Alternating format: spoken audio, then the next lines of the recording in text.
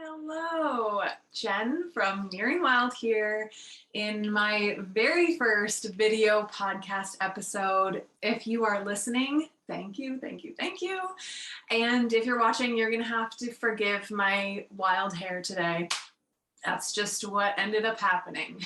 So, if you've ever tuned into my audio podcast, The Deep Shit Pod, you're probably wondering where this new name came from. And after recording a few episodes, while I love the name and it really speaks to me, I felt this inner calling to just continue on with my brand name, Nearing Wild. And it just means so much and relates very closely to all the work we're doing. So, new name, same me. So this is the official re-release of my audio version and my very first episode of the video version. Hello, thank you. If you are new to me, thank you so much for tuning in. And just thank you if you're not new. My goal is to be as authentic and as real as possible to help you on your own journey as I really continue to navigate my own journey, since, this is a lifelong thing. Don't really have a choice in that. I am super into the human brain, spirituality, generational trauma, healing, and really unbecoming. I believe that the reason we're here is remembering why we're here and unbecoming all of the shit that we took on and unbecoming what we believe that we're supposed to be. So welcome to my wild and weird brain. I am really glad that you are here with me. And today we are going to start off with a freaking banger, okay? This is a really triggering subject, but I felt a calling that I had to talk about it. So I'm pretty sure I'm going to piss some people off, but that's okay. I'm okay with that. All right. So I'm going to explain something that people talk a whole lot about, and I feel like there's a lot of skirting around the issue because it is a touchy subject. It can be very triggering. It can be uncomfortable to talk about, especially when it's directly to someone who is struggling in this area that we're going to talk through. Generally, people who are stuck in this type of mentality, they're really not able to see any different. And we're all on different parts of our journey, so that's totally okay too. But it can bring up a lot of shame and a lot of self-loathing, but that is really just something that we as a society have put onto people.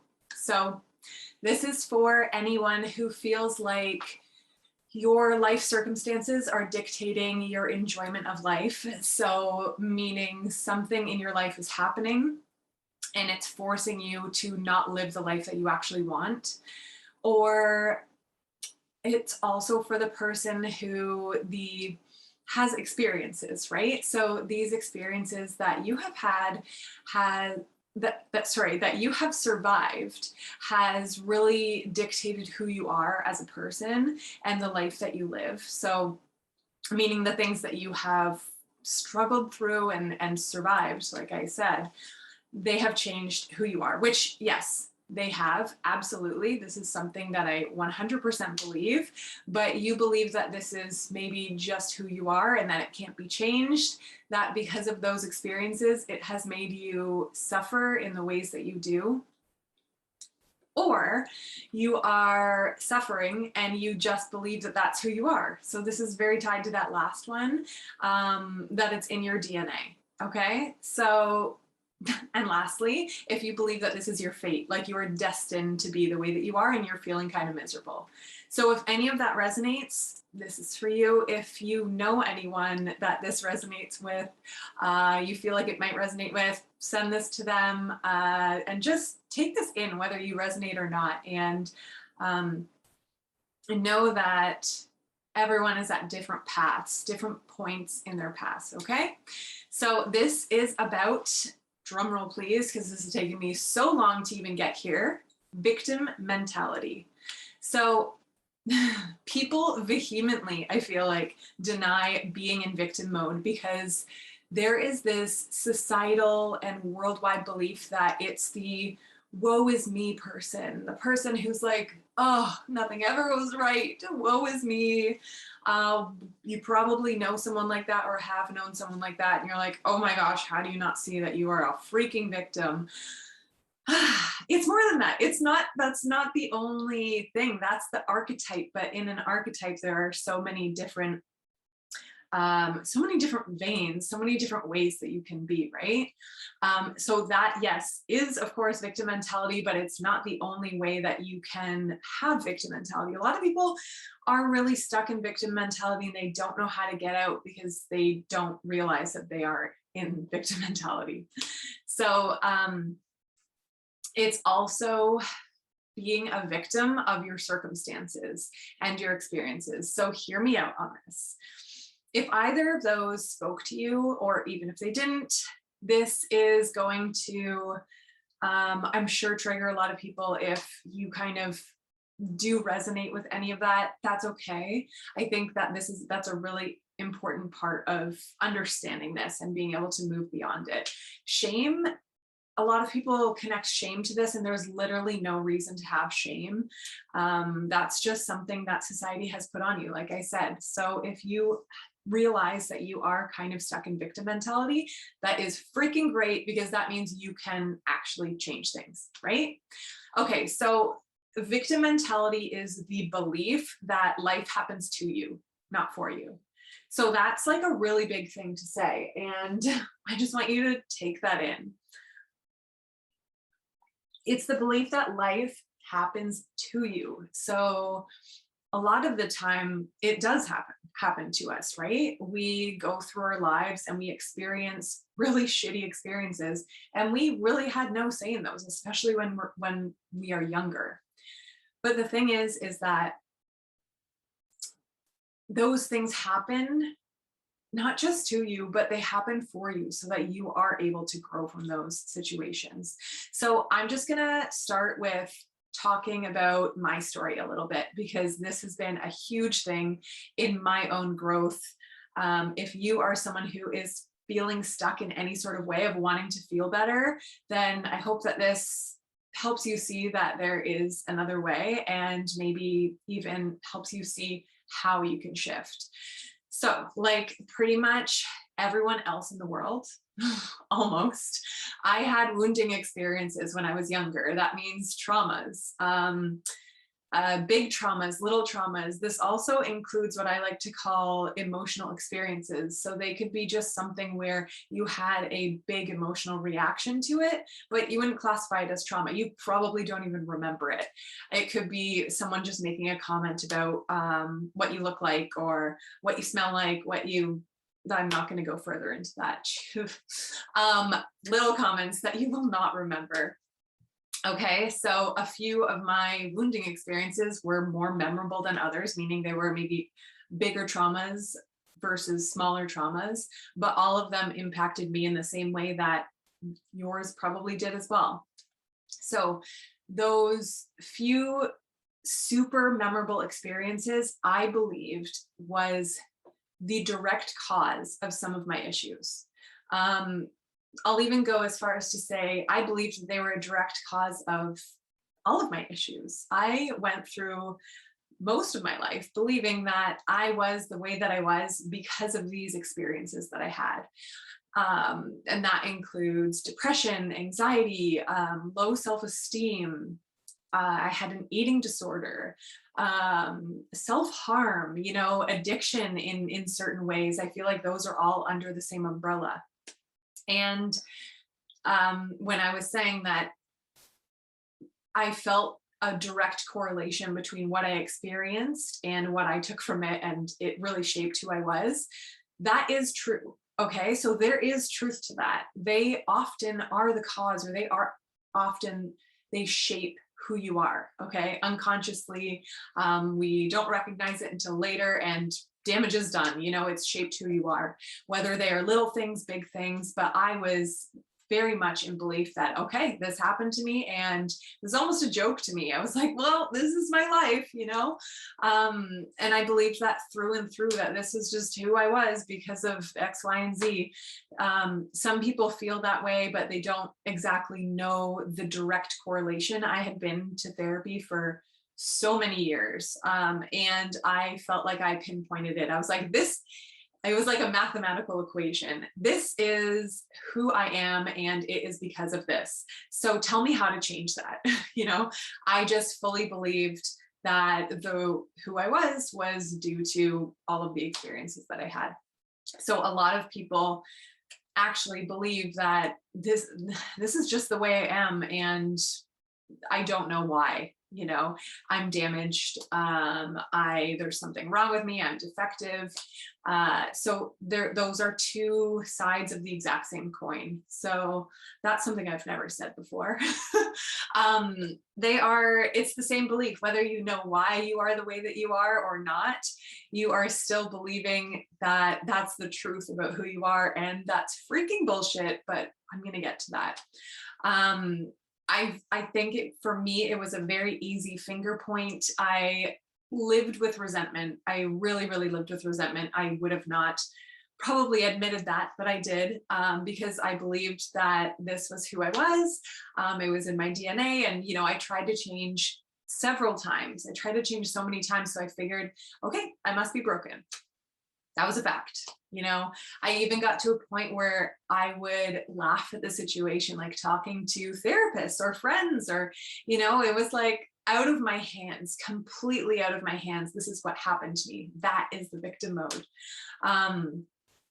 And, you know, a lot of those things might be true. It might be a true statement that this one thing that happened when you were younger did form your personality, did shift your personality in a way that our ego puts on masks so that we are able to stay in safety and protect ourselves. We go into protective mode, and that changes who we are. Yes, all of that is true. We are 100% a product of our upbringing. We take things on unconsciously, and it frames our personality at a very young age.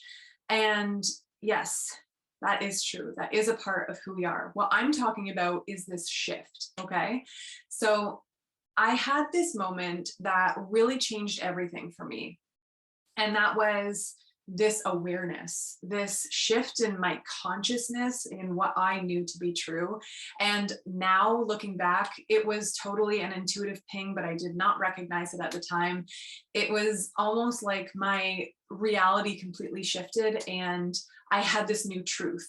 But it was almost like this little itch inside my brain that was like, started to ask questions, but I didn't fully believe it.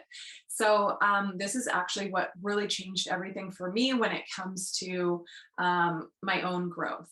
So I had this awareness, this, inner knowing that all of a sudden just came to me. It was like a download.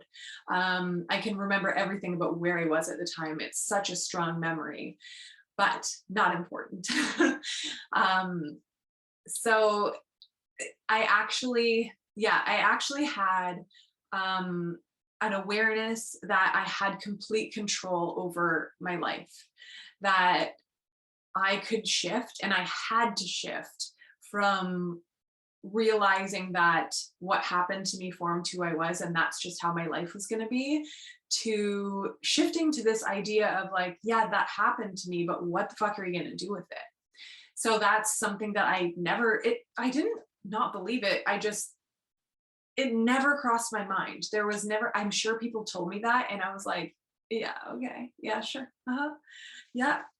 Like I knew in my DNA deep down, this is not, this is who you are. Right. Okay. So it was this shift from being a victim of circumstance, like I was saying, into awareness and ownership and action. And I really came to a point where I was like, hey, what are you going to do with that? And let me remind you, I didn't fully believe that, that download. I was like, it became more of a what if scenario. So yes, I realized that what happened did actually shift who I was, but that I really had the ability to take that and run with it, to heal, to change.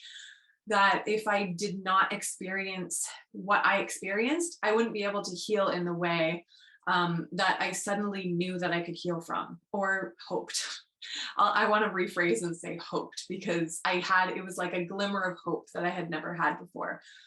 And to be honest, the knowing that you can heal and evolve isn't really that important, because like I'm saying, it was a hope. I, at this point, had a deep belief still that I was flawed and that this was just who I am. But there was something inside of me that kept saying, what if? Like, what if that's true? What if I went through this and I did that so that I could become something bigger, so that I could come out on the other side and become something bigger and better than I ever imagined. And I'm getting, full body goosebumps. Can you see this? I don't know if you can see that. Oh, sorry to the listeners. What if that was the truth? That was the turning point for me. It was the recognition of, okay, maybe there's another option. And it's funny because I shifted from going to therapy for years and years and years and years, and almost coming from this place of like, all right, fix me, try and fix me. Like, I dare you. So it was kind of a joke to me, because I believed, this is who I am. You can't fix me, but sure, try. So, yeah, I told myself at that point, okay, give me this.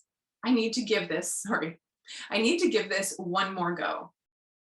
And that was the thing that I just kept saying to myself, I've got to try. Like, have I tried fully? I was like, no, like, it's kind of embarrassing. I wouldn't tell someone, but I haven't fully tried to change. So I was like, okay, I'm going to give this one more go. And, honestly, I did not think that I could change, but I told myself that, this is your only life. And if you don't at least try and do everything that you possibly can, like, what's the freaking point? And I really did this to prove to myself, and this like little itch in my brain and belief inside of me that said otherwise, to prove that it wasn't true. I was like, okay, I gotta at least try so I can be like, told you, I am fucked. Sorry for the profanity. So I could say, yeah, at least I tried. There's my proof. All right. So that's when everything changed for me. So I'm not going to go into all of the detail of the after. Maybe that's another story, but I want to talk more about the victim mentality. Let's go back to that. So victim mentality does have a place. It does have a purpose. It protects you, right? I think that it's actually a very important part in the process when you realize that, oh my gosh, these experiences that I had when I was younger damaged me. And a lot of it was unintentional. That doesn't matter, right? It's the realization that, yeah, these things really screwed me up, and you can be a little bit resentful, you can be a little bit angry, and all these emotions can come up. You need to sit there for a while. I think that that's really, really important, to sit in this place of like, okay, yeah, like, this fucking sucks. It sucks that I can't have a healthy relationship because I experienced this, this, and this, that realization is really important. But when you stay there, you're staying in victim mentality. But being there is so important. You can't move on without experiencing that. And there should be no shame in that. So if that's where you're at right now, there is no freaking shame there. It is all of these levels in self-growth is like a big mind-blowing experience, every level. So when you first realize like, oh my gosh, this is the way that I am because of X, Y, and Z, it's a freaking mind bender. And you need to sit in that for a while. You need to experience that. You need to be sad, and you need to recognize that you had no say in this. This is just what happened to you, and this is who you are. Okay. That's a very important part of healing. But then this other part is that next level that you really need in order to begin to make some changes. So yeah, if what you're, depending on where you're at, if what's coming up for you is very raw or recent or a new recognition and you feel like you're not ready, or what I'm saying to you about switching out of victim mode, you're like, what are you talking about? That's totally okay. Maybe you're not ready for that, but there is no freaking shame there. Okay. So I think this awareness, this shift, um, it always happens at the right time. I can't tell you how many times that, first of all, I have thought this, but also my clients have said the exact same thing of, man, I wish I had this awareness 10 years ago, or I wish I had this awareness when I was dating when I was younger, or I wish I had this awareness when I was in my 20s, 30s, 40s, 50s, whatever it is. And yeah, it didn't happen because it wasn't the right time. You weren't supposed to have the awareness yet.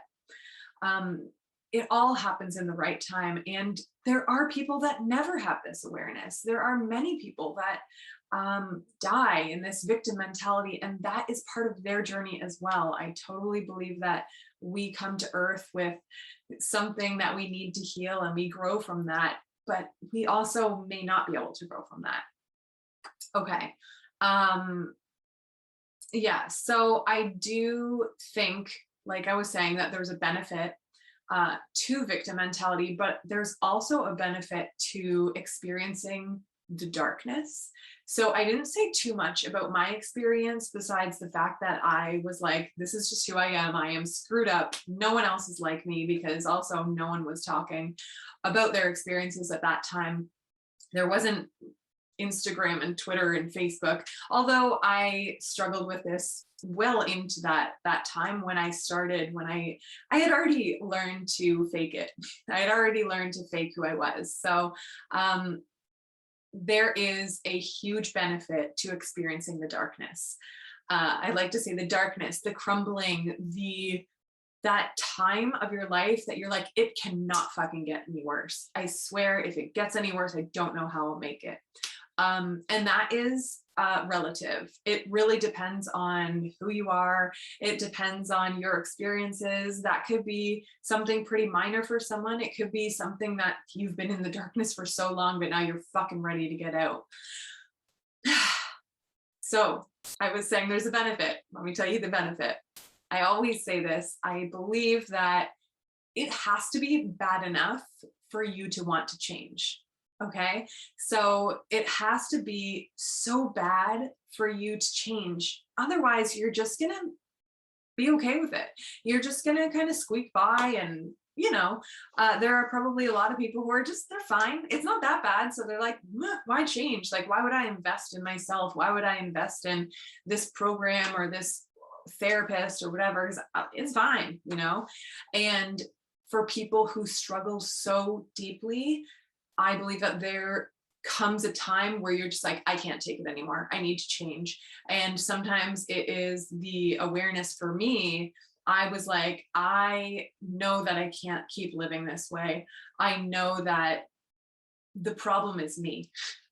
And I just have to say, the problem is always you. Okay. It doesn't matter what's happening. This can be a really sticky situation, very triggering to hear, but the problem is always us. Another way to say that is the answer, the fix is also you.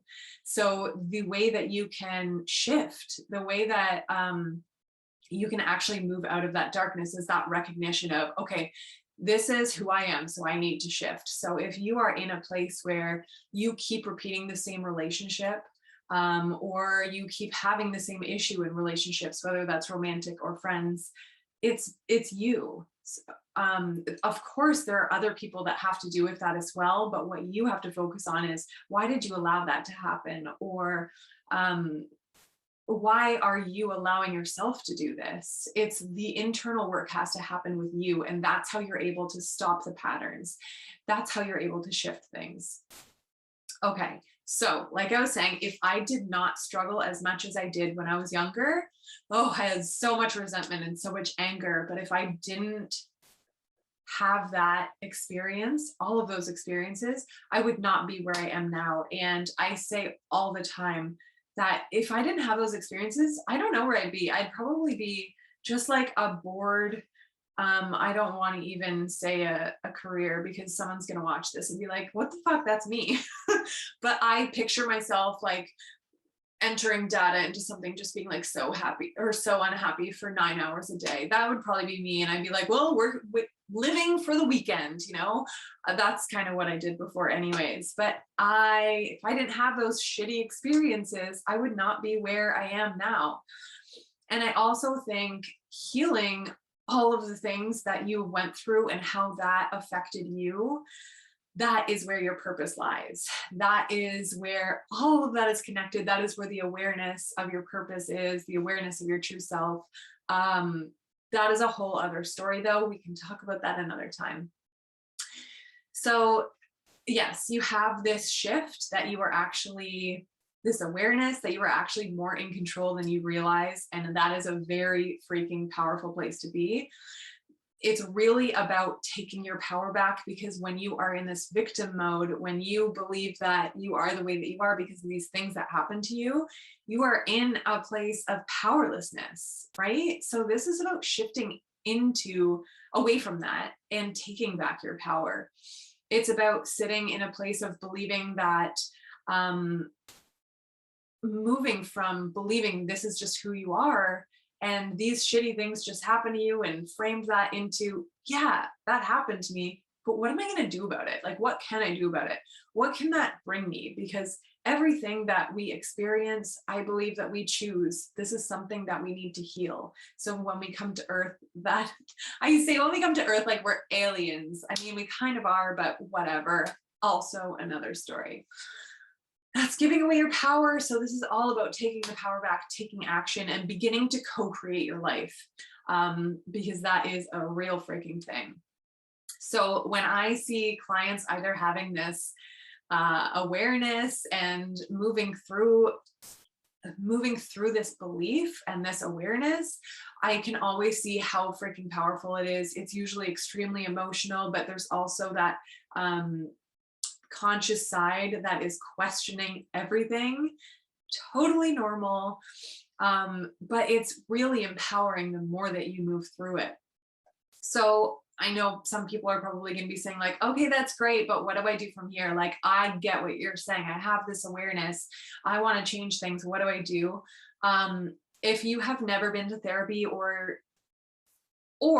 so this is an or you don't understand how your childhood could have affected who you are now, you don't have to go to therapy, but it could really benefit you.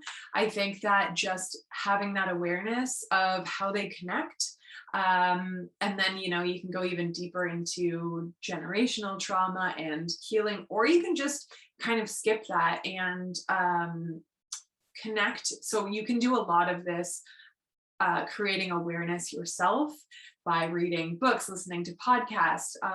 But I think the biggest thing is working with someone that you deeply trust, or that you feel like you can trust. So someone that your energy aligns to, someone that you feel like, ooh, I like you, or I want to work with you, or whatever it is, meaning like you dig whatever they're saying, whatever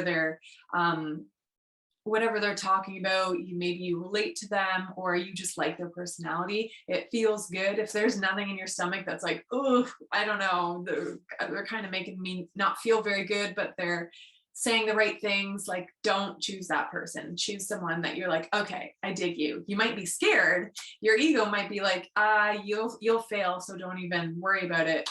But that's your ego, okay? Which is a really big part in this process as well.